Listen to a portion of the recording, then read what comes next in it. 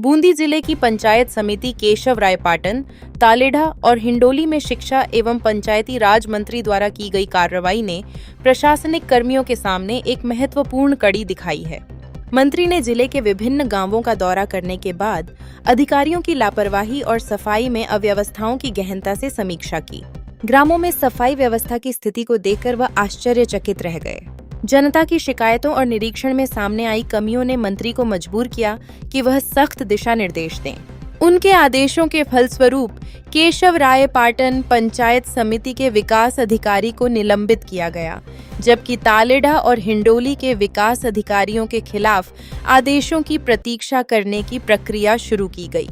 यह प्रशासनिक कार्रवाई न केवल एक चेतावनी थी, बल्कि सुधार की दिशा में एक मजबूत कदम भी साबित हुई।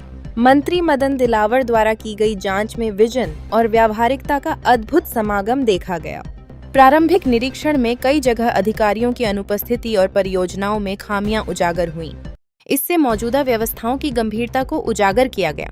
कार्रवाई के तहत 16 CCA के अंतर्गत विभागीय कार्रवाई शुरू की गई, जिससे एक सुनिश्चित किया गया कि कोई भी अधिकारी अपनी जिम्मेदारियों से बच न सके।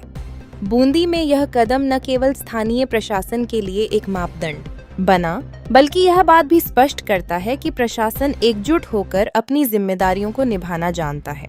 स्वच्छ भारत मिशन के अंतर्गत तालेढ़ा और अन्य समितियों के ब्लॉक कोऑर्डिनेटरों की सेवाएं समाप्त की गईं, जिससे साफ किया गया कि साफ सफाई में लापरवाही बर्दाश्त नहीं की जाएगी। अंततः यह कई वर्षों बाद एक ऐसा अवसर है जब इस प्रकार की कार्रवाई एक साथ की गई है। ग्रामीण क्षेत्रों में साफ सफाई का उच्चारण सिर्फ एक नारा नहीं होना चाहिए, बल्कि यह सामूहिक प्रयासों से एक क्रियान्वयन बनना चाहिए। ऐसी दृढ़ता से मंत्री ने यह संदेश दिया है कि उनके विकास कार्यों को लेकर बेजान नजर नहीं आएगा और वे आम जन के स्वास्थ्य और स्वच्छता में किसी भी प्रकार की कमी को बर्दाश्त नहीं करेंगे। और इसमें जो कोई लापरवाही कितने अधिकारी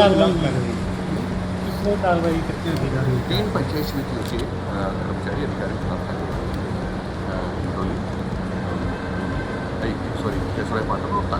किस तरह की लापरवाही थी इनके द्वारा?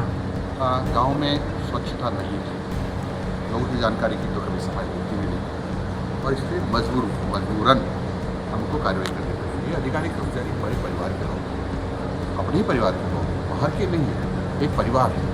लेकिन जब कोई सिर से पानी निकल जाता है तो फिर कार्रवाई करनी पड़ती है। स्वच्छता सफाई को लेकर आपके द्वारा निरीक्षण भी किया जाता है लगातार, उसके बाद किस तरह के सुधार?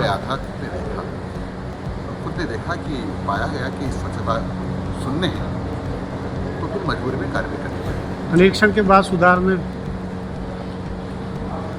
आपको मैं अधिकारी की रिपोर्ट लूँ तो सुधार होगा ही, सुधार करना ही पड़ेगा।